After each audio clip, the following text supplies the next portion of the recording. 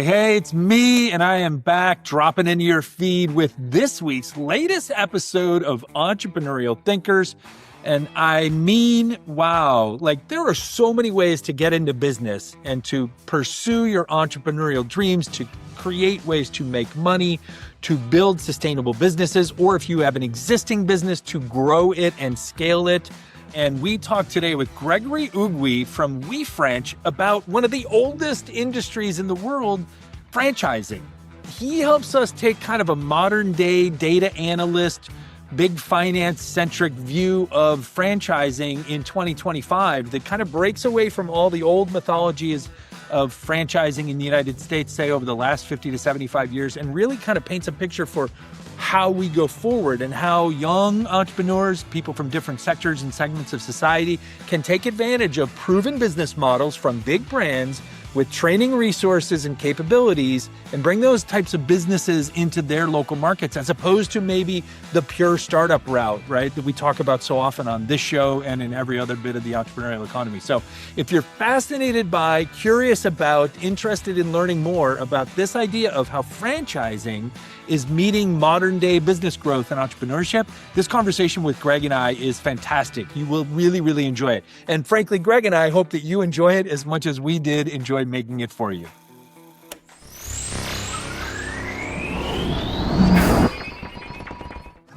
We are so grateful to be supported by these community champions: Sales MD, Team Friday, Realist Lab, Kiana Patterson, Diego Chavez, Jer Boucher, Heather Ryder, Janine Sua, Lily Roca, and Steve Kernan.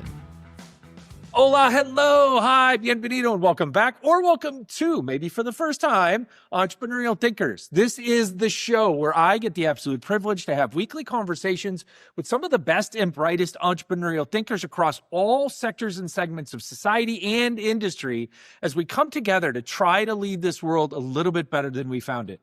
Today, I am super excited to be joined by Gregory Ugwi, co-founder at WeFranch. WeFranch or WeFranch, we're going to talk about that later.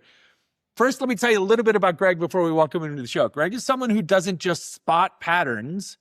He frankly builds the systems and communities that make sense of those patterns. From a Princeton math whiz to a Goldman strategist modeling billion-dollar decisions in the private equity world, to raising private capital of his own to launch his former data agency in New York City, ThinkNum, and then taking that all the way to exit, he's now on a mission to change how small businesses scale through franchising, which he's going to teach us all about today. He's bringing a fresh, new, data-driven perspective to one of the oldest business models around, franchising, and we're going to explore what role this particular business model can play in today's ever-increasing entrepreneurial landscape, where more and more folks are operating successful small businesses, which, by the way, in case people forget, what we refer to as small business, so let's just say companies with like 10 or fewer employees, as I've said on recent episodes of this podcast, is essentially like 96, 97, 98% of the American economy. So the word small has always bothered me, but we won't get hung up on that today because, in fact, this is huge business, and Greg and his team are really figuring out how to help those people maximize that. He has spent his career helping others to seek income and opportunities amidst the changing economy and shifting relationship between employees and employers. Once kind of the refuge of the nearly retiring older first-time entrepreneur, this new spin on franchising today believes it's a growth opportunity that should be opened up to more prospective entrepreneurs, and frankly, one that provides data-driven tools to fuel small business growth in more repeatable ways. Greg is here to help us peel back the curtain on data, on growth, and on what really makes a business replicable. So let's go ahead and jump into the mind, his big mind, of what a builder who sees opportunity where most people see complexity. Greg, it is awesome to have you joining me here tonight from New York City. Thank you very much, Rob. It's great to be with you. It's a pleasure. Thank you, buddy. I got to ask, first question, this is just straight into it, right? Franchising. I've got a bit of a history. I'll talk about that later. So I'm super curious about today because you seem like you're kind of the new generation approach. But at a very basic level, like when we talk about franchising, entrepreneurship, all of it mixed together, why do you think, why would an entrepreneur bet on someone else's branding and systems rather than just betting on themselves, starting from scratch and building their own? Right. So in this sort of like nitpicking on words, I'll sort of separate the word entrepreneur from founder. we usually think of them as the same, but we think they're different roles. So why will an entrepreneur bet on someone else's brand and systems? Essentially, an entrepreneur is trying to build a successful business. So the reason they'll do that is because there's a lot of risk in finding a new business model. That's where most companies die. So if you can find a proven model, so you're betting on a track record and you're opening an iconic business, then as an entrepreneur, your chances of succeeding are very high. So that's why you do it. I will say, like, when you think of like startups, usually there are two founders. Like, this is like Mark Andreessen's idea and Ben Horowitz. They are the founders of A16Z, for example. And they'll say usually in a startup, there'll be two founders. One of them is the founder, the person who has a vision for a product that is 10 times better than anything else in the market. And then the other one is more of the entrepreneur, the person who is going to take that product and win the market, do sales, hire people, raise funding. So Mark Andreessen had the idea for a browser that was 10 times better than anything else in the market. And Ben Horowitz was more of the entrepreneur that was actually building a machine that will win the market. So in franchising, one way to think about it is, as a franchisee, you're getting a co-founder in the franchisor. You're getting a franchisor that has a product that is already proven to be excellent in the market.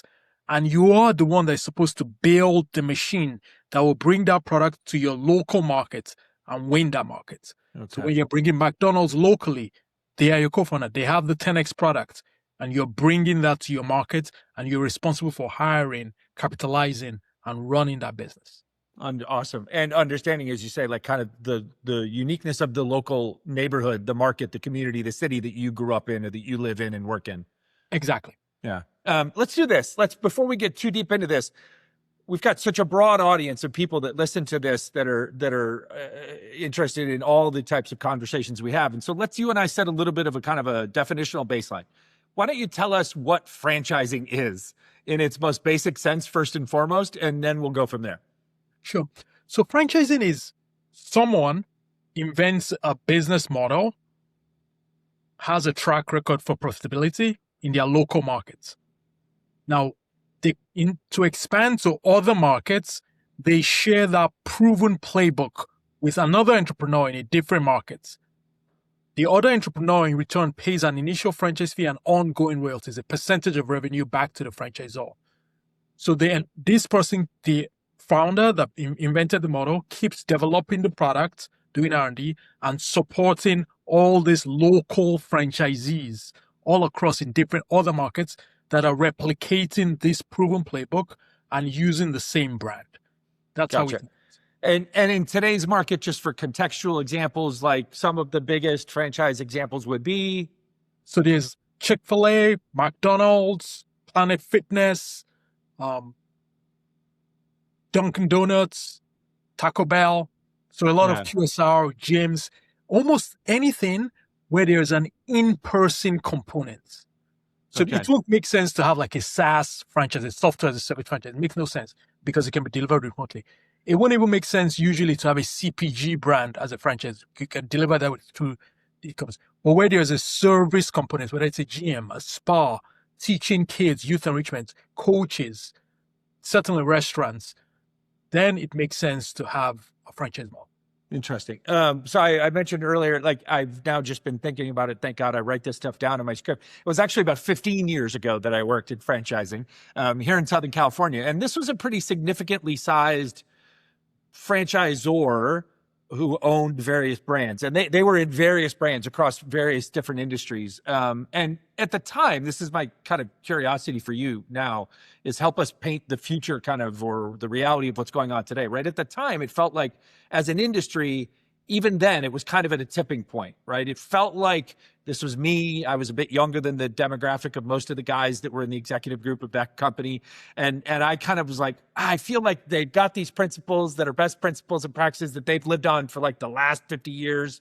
But like, I also feel like they're kind of aware that it's changing and the way that they recruit future franchisees is changing and the way they support, but they weren't quite ready to go all in on that, right? So again, I felt like it's been kind of bumping up against this younger and younger franchisee reality that you're alluding to. Is that true? Does the data back up my assumptions? And if not, or if it is, like, talk to us about that and kind of help us understand like franchising in 2025.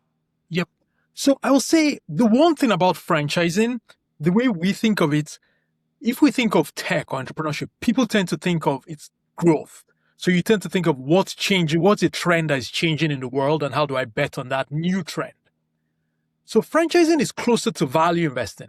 Basically, you're thinking, what is not changing in the world that I can bet on will stay the same? Okay. So the example... Okay, I've never heard it put that way. That's fascinating. Yeah. So one example is like, apparently Warren Buffett was driving around town in Omaha with a friend, and this was in 2008. The US was in crisis. So his friend asked him, like, he was worried. I don't know, see how we'll get out of this. There are no, which business is going to survive. And then Warren Buffett said, what is the number one Snickers bar? What was the number one Snickers bar in the US in 1950? And his friend was like, I don't know. Warren Buffett said Snickers. Yeah. So what is the number one Snickers bar today? Snickers. So the Snickers bar. So you can find things that have an economic franchise. They have a moat. They're going to be around for a long time. So McDonald's is a great example. So you're trying to find proven things. Now, why am I bringing that up? It affects the mentality of the people there. So usually if you have a concept that is working, you tend to be in preserve mode. So you don't tend to be early adopters. You tend to be late movers in technology and everything else. In tech, it's all about moving fast. Here in franchise, it's about preserving. So in many ways, the kind of disruption we've seen technology have on business in general is just coming here, where people are realizing they have to build a brand online, they have to be tech savvy, how their franchisees are basically doing marketing. All of those have to change. But for us, we are very wary about that this is not a digital first space. And it's about, after you've proven the technology adds value, they are willing to adopt it, but they are not experimental.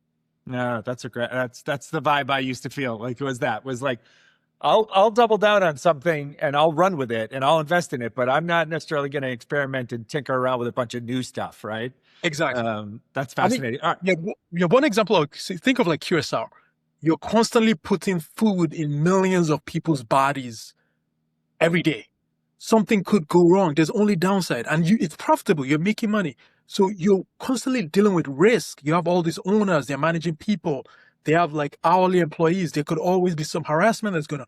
So you're constantly in risk mode. How do we make sure things, it's not like technology move fast and break things. It's absolutely not. Interesting. That's a fantastic lesson. What a good takeaway for folks listening today. All right, let's talk about WeFranch. Like, this is your commercial. This is your chance. As I was doing my research, this is my interpretation of it. So you're going to get to set the record straight and tell us the real story.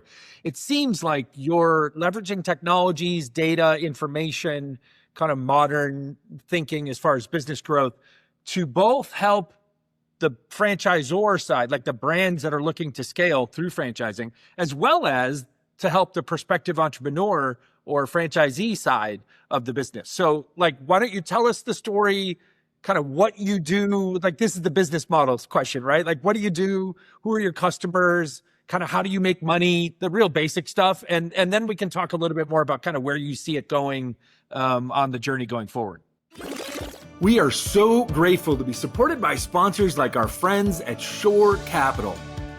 In today's venture capital world, it's not just about cash. It's about relationships. Capital is harder to find, limited investors have fewer managers that they can trust, and the industry is just filled with far too much hype.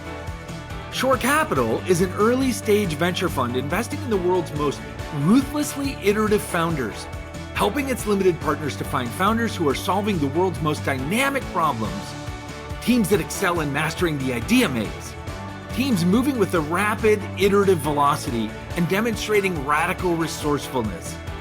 Shore Capital doesn't just write checks, though.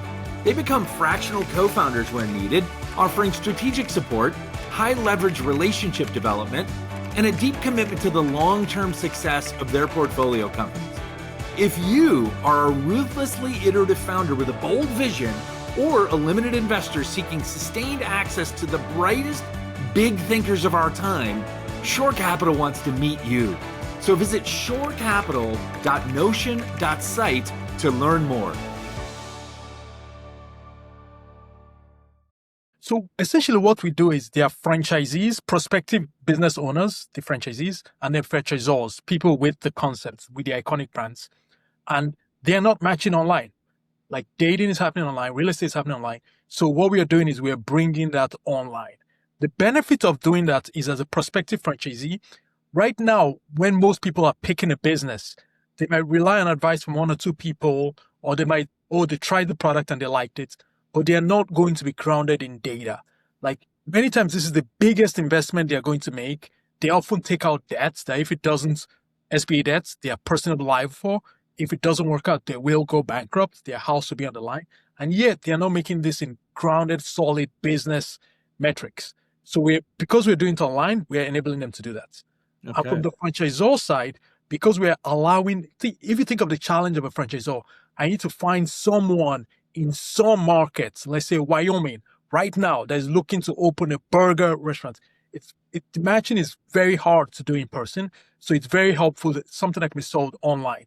So if you have a great business and you want to make it into a franchise, we help you do that with software. So it's much cheaper. And we also help find these franchisees across various markets. I'm curious, not to interrupt you on the rest of the backstory, but like, how do they find each other now? Yep.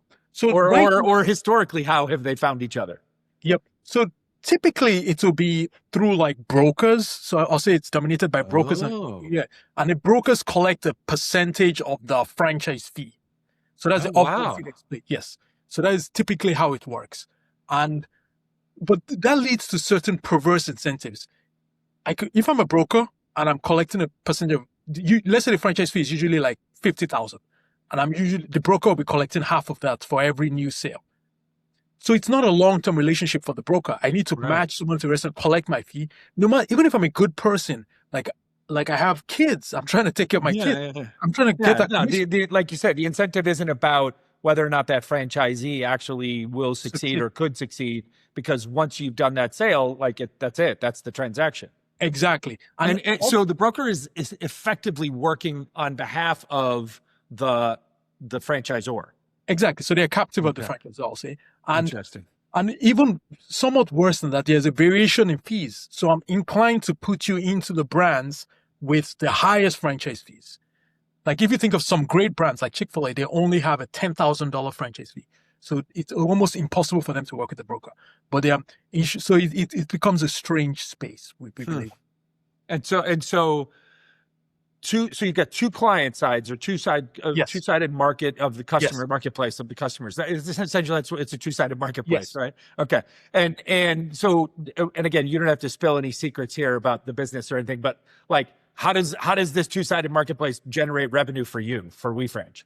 Sure. So it's free for the prospective franchisees, and we charge the franchisors for software. Essentially what we're doing is we're enabling franchisors to build out their own brand dev process, to be able to get leads themselves. So we build all types of tools. They can use people they can find franchisees in our network. They can create their FDD with software.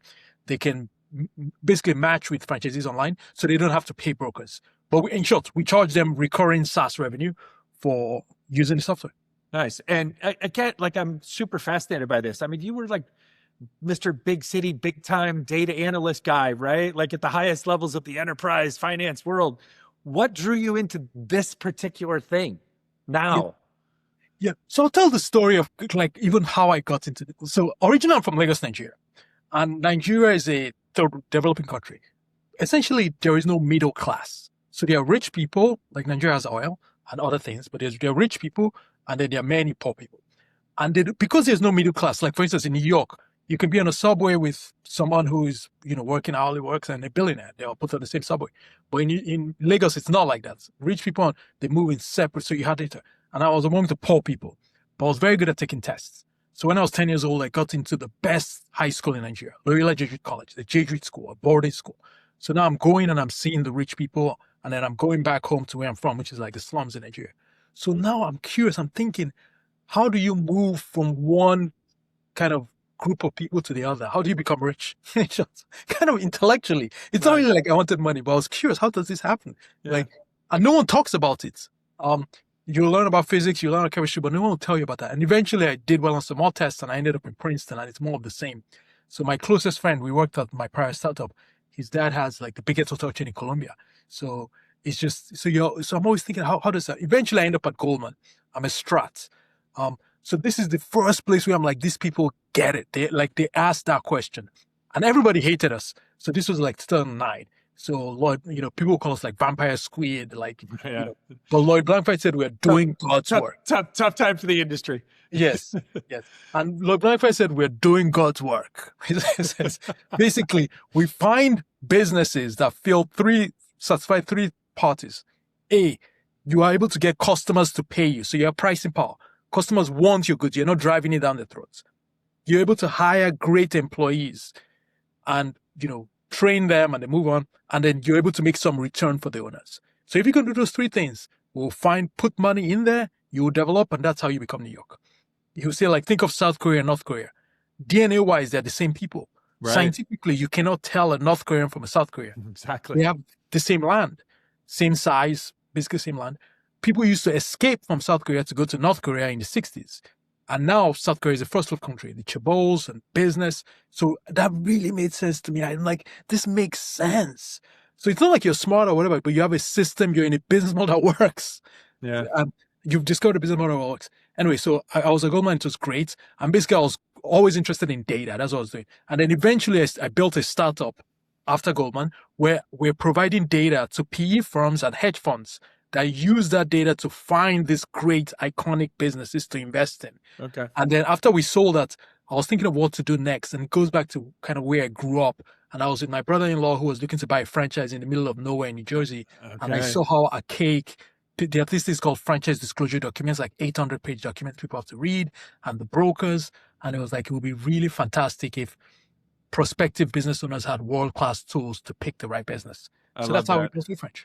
I love that. Right. Because it's got sprinkles of both your own personal experiences, but then also like a straight up first person anecdote, essentially second person with your brother-in-law, right? Like going like, all right, he's going through a process that you're watching that is messy and inefficient and totally lacking data and going on vibes. And like, did you enjoy the hamburger? I can make it better. We can open one of these, right? And it's not at all that. And you were just coming off of a business of essentially helping the big boys of the enterprise world, like find their, essentially almost kind of like find their franchisees, like find the people that they wanted to invest in, right, to expand. And you're just like, let me see if I can apply that down here. That's awesome. I love that. By the way, you appreciate this in just a totally random twist of fate, completely unplanned by me or our team. This week's episode that will drop this Thursday on our usual weekly schedule of this show is actually with a young entrepreneur in Lagos, Nigeria. Wow. Like, I mean, he's literally in Lagos while we're having the conversation, and he is building a business, Yego Technologies, Frederick Apogeni, in Lagos, in Nigeria, and on the continent. So you'll love that episode for sure. I will. And he'll subsequently love this episode when it comes out in a few weeks. So that's just a randomness of my life. It's awesome. All right, so I've got a couple more questions kind of related to the business a little bit, and before we talk more generically, right? So it seems to me, as I was researching it again, right, and then just with this little hint of past experience in the industry, like I don't know that there are a lot of other people out there that are doing what you're doing, but then again, there probably are other people out there doing what you're doing. So are you kind of out in front of the pack for right now, or is there just a messy middle of competition that you're trying to differentiate yourselves from? No, so I think there's essentially no one doing what we're doing. So what we're doing is very weird and very strange. Okay. And I think basically people ask, kind of like you ask, like, why are you doing franchising? Yeah. So we do think, quite frankly, that is the appeal for us, that we think it's a very important problem to solve, and removing friction in franchising for the American economy is very important. But, as far as I know, there have always been portals. So, for example, there were magazines that will list out all the franchises. I was going to say, that's what I think. I think this company that I was with used to do that, like that. And then some in-person stuff and brokers and okay. Exactly. And then basically they took the magazines and they kind of put them online kind of thing. So there are portals like that. But I would say it's dominated by brokers and consultants. Yeah. If your vision for WeFranch is wildly successful, right? Like how will that fundamentally change or grow the franchising industry in the next 10 years? Yep. So I think there are two main things the biggest goals we want to achieve. Imagine if, as an entrepreneur anywhere in the world, anywhere in the US, you can open the best concept as possible in your location, and you might not have to put any money down. So that is a big possibility. If you find the right business model. So what does that mean? That means franchising now, typically people say you need a $1 million network, $2 million network, but that can all go away and you just need to be a great operator. So it just opens the barrier for 99% of people to participate.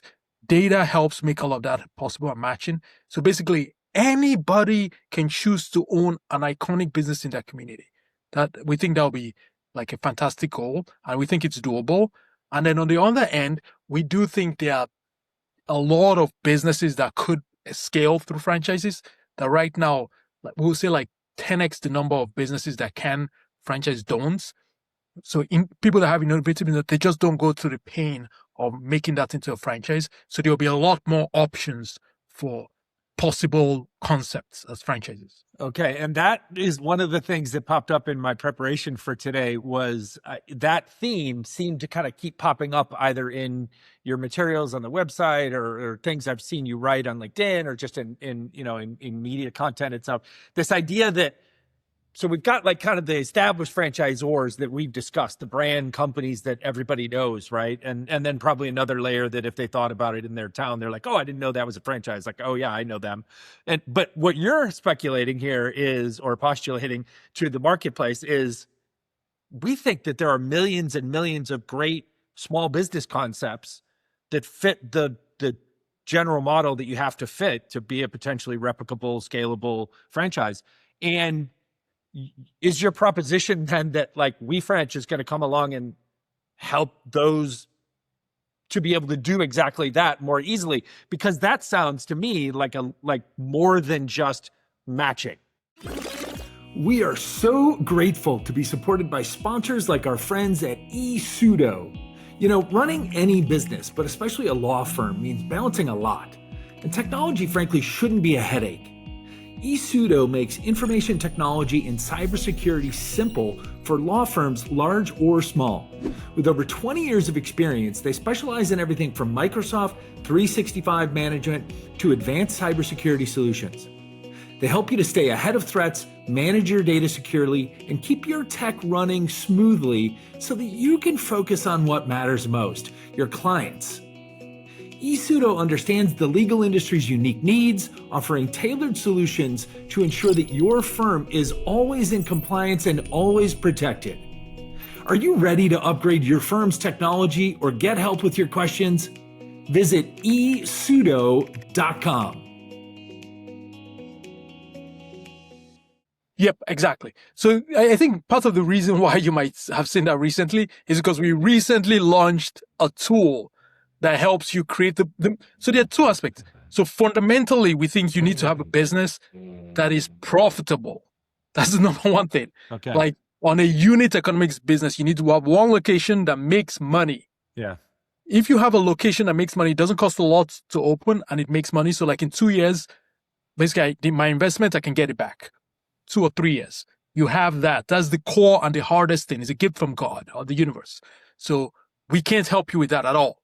Now, if you have that, to your point, you need to make it replicable, but we think that's not as interesting, but you need to make it replicable. But finally, you need to be able to, you need to have something called a franchise disclosure documents. So there are these consultants that have been doing this for 30 years. They have these templates that they use, and they charge, let's say, 80 to 100,000 to create this franchise disclosure document. You don't need lawyers to create this franchise. It's a business document in a franchisee and franchisor.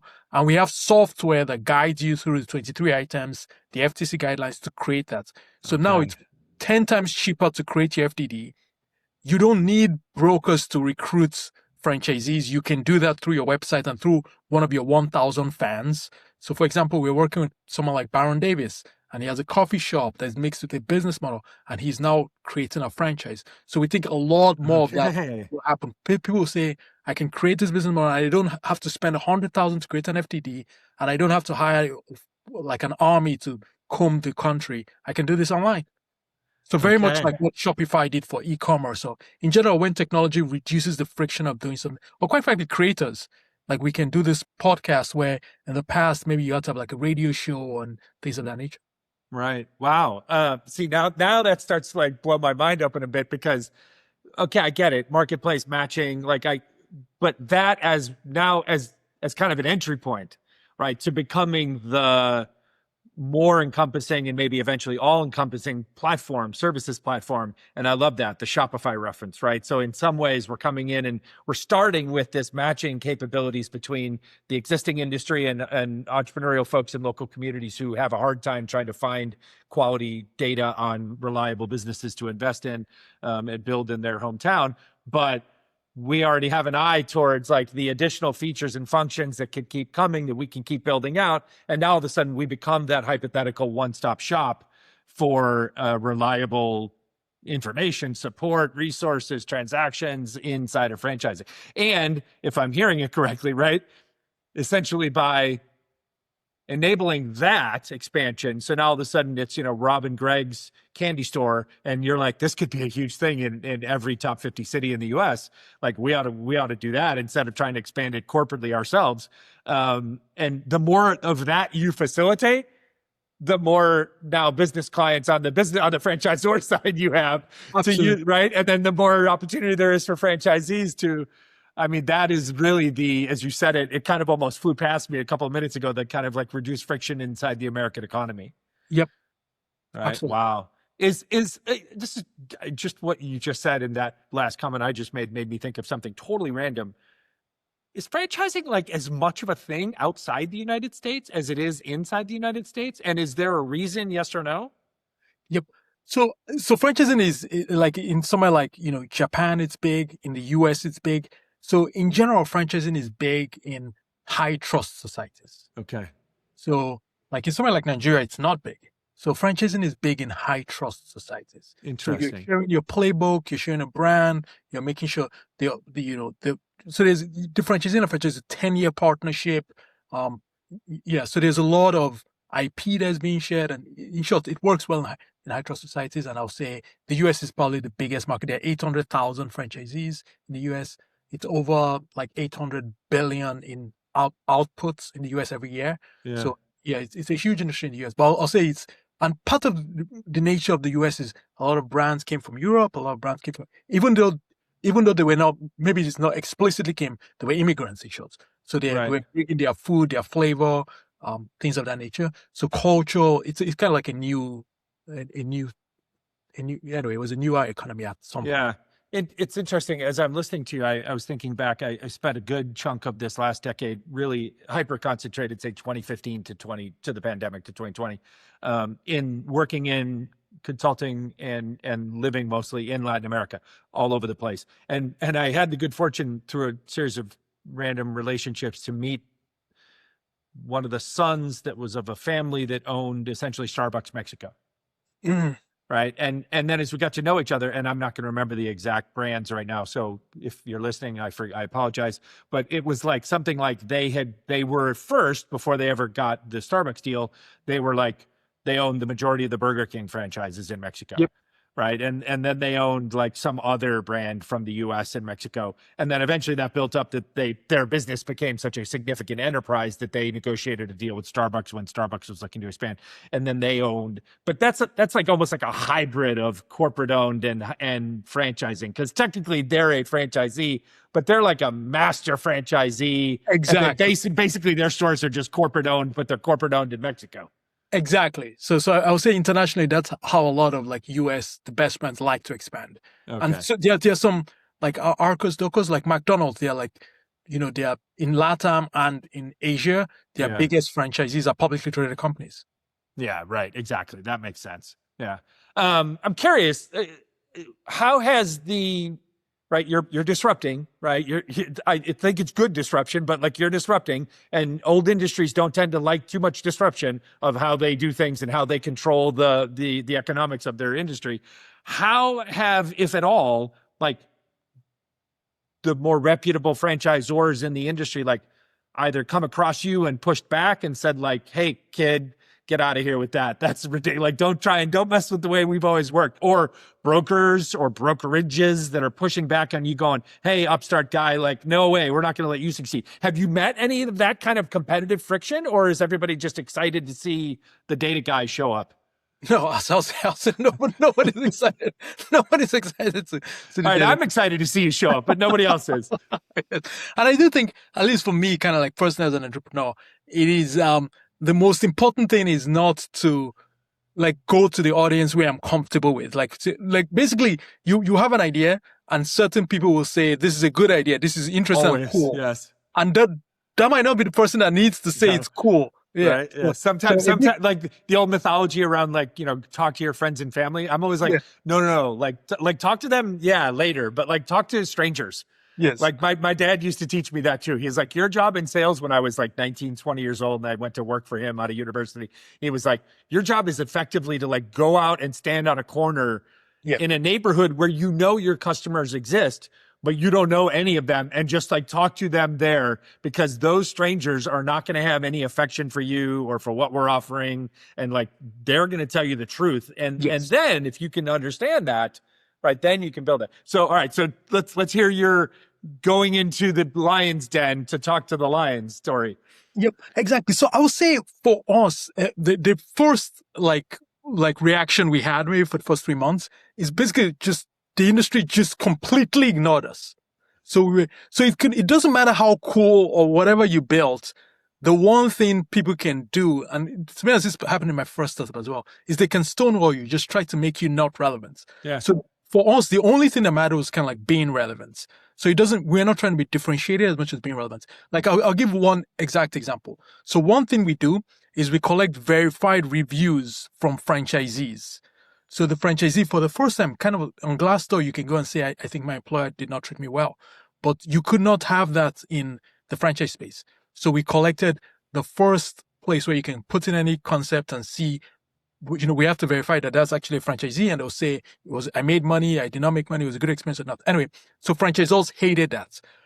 In short, but for us, ultimately, the good thing about this industry is that there are many industries where it's kind of like vibes and things like that. But here, people need to close deals. So they need high quality leads. So what we did is we hyper-focused on making the franchisees happy, providing them a lot of clean data, a lot of tools. Then as we had thousands of these great leads that people just wanted, then they had to interact with us. For example, we did 10 events. I think you might know this event all across the country. We had Chick-fil-A present. We had some of the best brands, Primrose and things of that nature. But the core for us, it's always about serving prospective franchisees. Okay. And if they use us, that is the only reason why we get to come to the table and join the party. Yeah. So like, in that event that we crossed paths at in LA or Beverly Hills, wherever it was that night, like that was mostly prospective franchisees. Exactly. Or franchise curious people, right? Whatever. Exactly. Because that's the bread and butter of the foundation. Exactly. So once we get those people, then inevitably you're going to get brands that are going to want to come there. Now it also does help though when we work with great brands like Chick-fil-A or Primrose, then people want to learn more about those brands. It helps us get franchisees as well. But at all times we keep an eye on how do we serve prospective franchisees, because they don't have an incentive to stick to the old way. That's like basically people come into the business industry to learn, they find a brand and move on. So they're not going to say, "Oh, I want to do it how it is," because they've never done this before. Right. So it's boy. Two new questions you just made me think of. One, only because you've said them a handful of times now. Do you guys do work with Chick-fil-A? Yes, we do. Okay. So, I mean, that to the common listener, right? Like that's okay. Wow. That's like gold standard franchise, like restaurant, successful business story, et cetera. And they see in you, in WeFranch, like the future. Like they are excited now about you having arrived. Yeah, absolutely. So we did find, it took us like a year to get to work with them, and we found an early adopter within Chick-fil-A, someone went to Yeah. Stanford for whatever it's worth. He was really like he already had this vision, in short. Okay. So usually, but he wasn't going to build it himself. exactly. So it's kind of like there are multiple people like this where they already see that this is how it should be. I see it. Why is our industry? And then you go and you appeal to them, and it's not like you're pitching them. They already wanted it anyway. Yeah. Yeah. No, you found your, as we used to say in the old enterprise B2B sales world, you found your champion. Exactly. Right. And he was truly a champion because it was very hard to get the deal signed. On the other end of the spectrum, then the second question is, from when you have a chance as WeFranch, and you are the face of it out there in public so often, talking to these small businesses who you believe that their concept would be great potential franchises, like what kind of resistance or fear do you hear from those people that has informed kind of some of your product thinking as you go forward? Yep. So I think one of them is, in short, like in the past, like, so I'll say, like, I'll break it out into two things. One is, how do they think of franchising in general, and how do they think of franchising with us? Okay. So in short, when they think of franchising, they'll think I have to spend a huge budget to do this. And so there's like an investment, a cost fear. Exactly. So there's a cost fear. And quite frankly, now when we explain to them that they can do it with us and it's like 1/10 the price of what they expected. So like typically people will expect, I need to spend like 100,000 because they'll have talked to consultants, and you can become a franchise, create your FDD for like $9,000 a year with us. Okay. Then the next, concern with us is, like, people who pitch them that they can become a franchise, right? Typically what they pitch them is, we'll help you with sales. They'll take a cut of the sales as well, but we'll help you all included. So you kind of don't have to do anything, right? And that's not what we offer. So when we say it's $9,000, so one is we build tools to help you build your fran dev process, but we have found that to sell the first franchise, it really helps for the founder to do that. So it's kind of like founder-led sales. So, and it's kind of if you think of it, it's an absurdity. So we have thousands of people that are looking for concepts, but they are going to be drawn to the Primrose, the Chick-fil-A. They are not going to take the bet on that doesn't have any franchise. But nobody could possibly do that. But if you have a business that's successful, you probably have fans. They come into the location every day. They see the business. Those first 1,000 true fans is by far the best places to target. So that's what we try to explain to them. So that's the reluctance. We think the money, and then the second stage will be like, I want someone else to help me sell my franchise.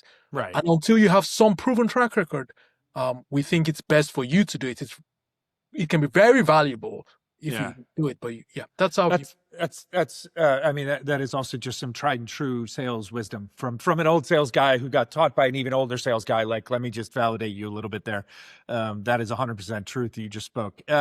It's also fascinating too to think, I love that 1,000 fans kind of concept, right? Because there are people that are coming in and out of your Rob and Greg's candy shop, right? In Orange County, California or something on Main Street, right? And there are people that are coming in and out of there every day, every week, every year, every month, and they're coming there for their family parties and all that. And we get to know them and they get to know us. And in that body of 1,000 people, there are some number of people, the data probably shows, that are also themselves entertaining the idea of business or entrepreneurship because they just got laid off, or they're too young to retire, whatever it might be, right? And all of a sudden so if we engage with them kind of like almost metaphorically, like across the counter, right, in our business, and like find and if we make part of our business the telling of that story, not just the sales of the products, like, you never know, you might pick up the first 3 or 4 franchisees could be people that have been loyal customers of yours, which then, wow, what an opportunity, because now they've got that natural born enthusiasm for it. Exactly. We are so grateful to be supported by sponsors like our friends at Plaintext Capital. Investing in Web3 and cryptocurrencies isn't about jumping on the latest trends. It's about understanding where the market is headed and why. Plaintext Capital is a digital asset investment firm focused on long-term strategies backed by deep research, backing the best Web3 companies and protocols, and investing in the newest asset classes of the future. They believe that Web3 crypto will drive digital innovation for decades to come, creating significant value for investors. In fact, their team of highly skilled professionals work with institutions and serious individual investors who want clarity in a space full of hype and noise. So if you're looking to cut through the chaos and invest with purpose, Plain Text Capital brings a disciplined, high-conviction approach to investing. You can learn more and meet the team at plaintextcapital.com.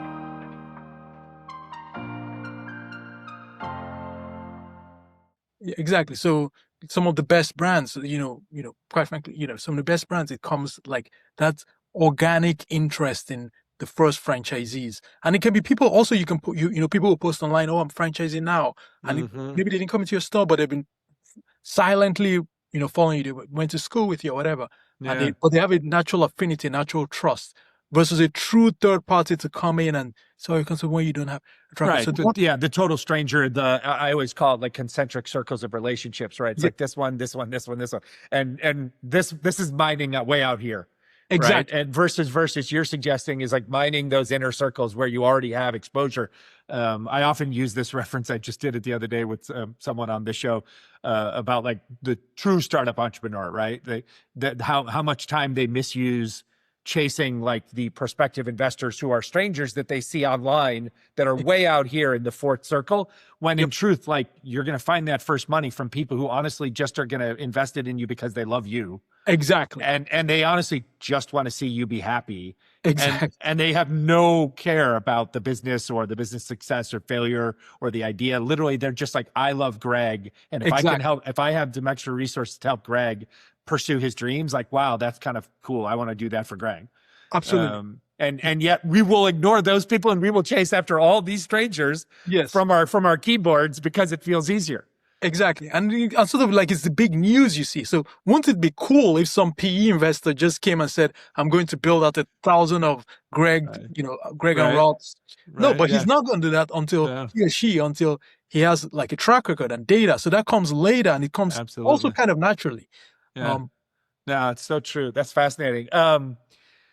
Man, there's so many questions. I going back to the business structure standpoint, kind of the whole commercial of the business of WeFranch for a second, just because I missed it. I'm guessing you can tell me different, right? That you successfully sold your prior company, exited, so you probably bootstrapped this thing yourself.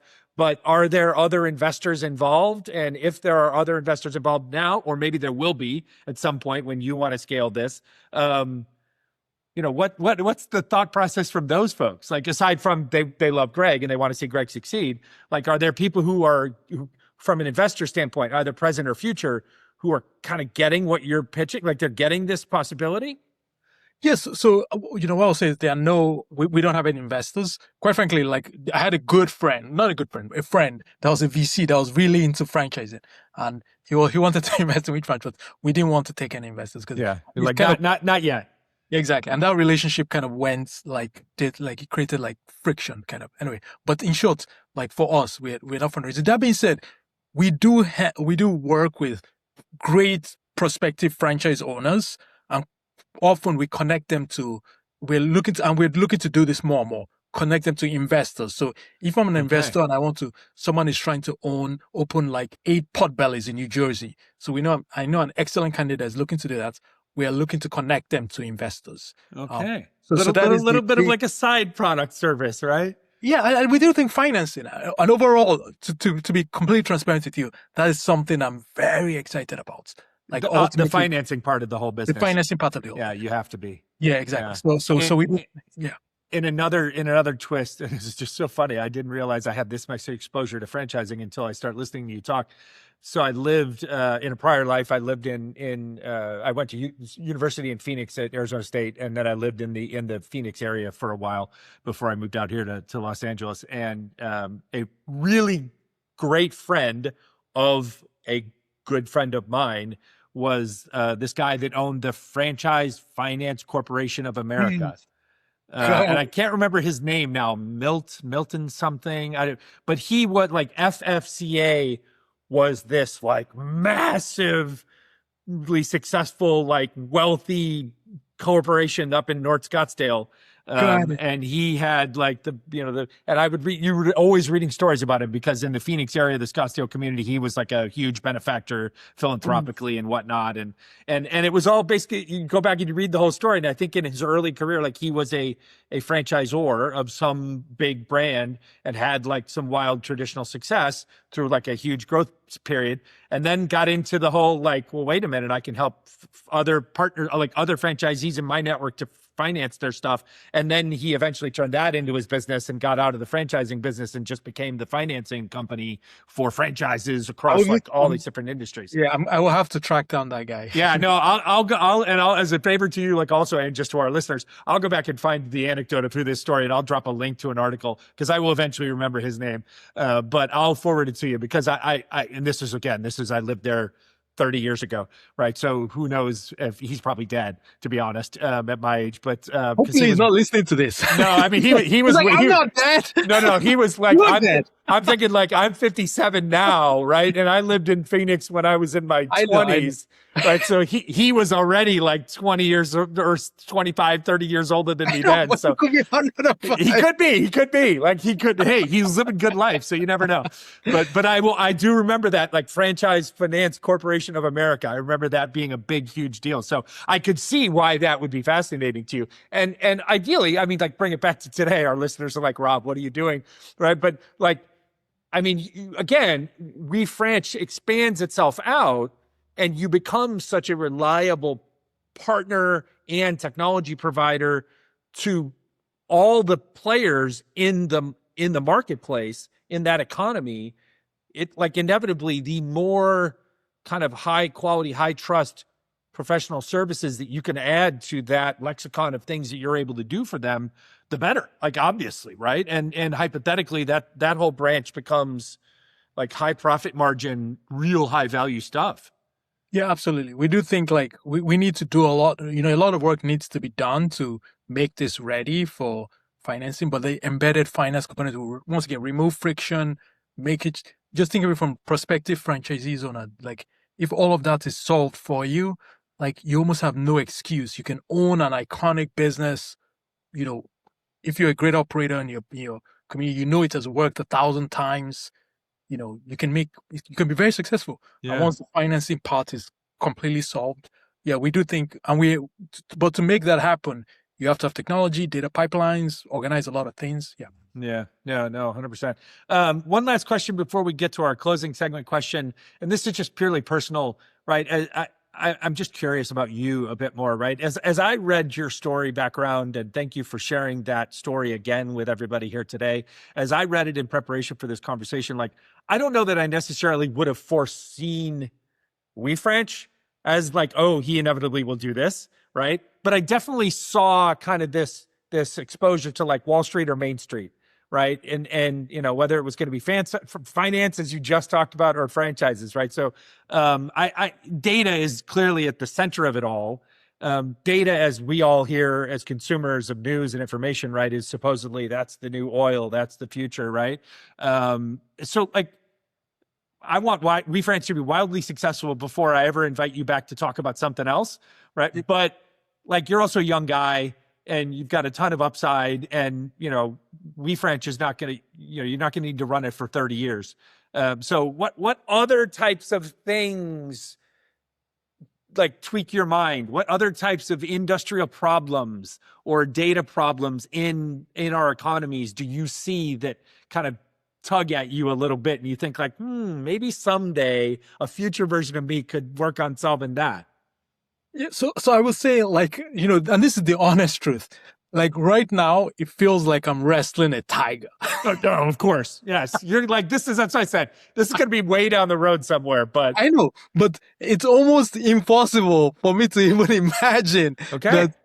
So every day you're wrestling a tiger. You're, making a little progress, solving a little problem, move on. And I also find like there are 800,000 franchisees in different business models. So, but I would say overall, the thing that's really like tugs at my heart is people with that honest, like good people, like we always use quote unquote, like want to work hard, kind of spiritually awake. And my mom, she tried so hard to start businesses and they all failed. It was traumatic. So we were really trying to make money. And she also couldn't keep a job because she had some health issues. So if you can, and in this world, there's many people that are great people and they don't get a chance. So anything you can do where, at least for me, where you're building tools and you can't force it, you can't externally, like you can't do charity and give people money. It's not sustainable. It's only sustainable if it's profitable and it has to organically arise. You can't just like make someone else a fund and give it. So, and that's kind of like why I'm in love with this franchise model, because this is where you can share a proven. But in short, though, anything that helps that happen, kind of economic mobility, hungry, quote unquote, good people that are willing to serve others, you give them a chance to succeed. So things that do that, I find it very, very, very like fulfilling. I love that. And I think to your earlier point, as you were expanding upon all the different possibilities that are just offshoots of franchising, your finance example you just gave there at the end, right? I mean, the answer to my question may in part just present itself through the continual evolution and expansion of things that are related to what you're already touching.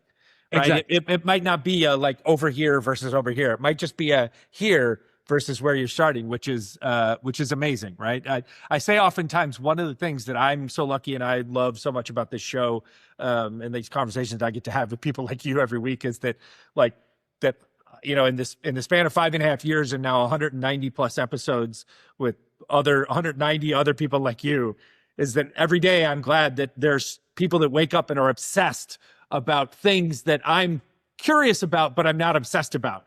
Right. And if anything, I wake up obsessed about my curiosities about so many things. Right. But then I get to sit down and talk with people who, you just said it, you admitted it. Like you just wake up, you're like, Rob, I can't see myself obsessing over anything else other than this tiger right now.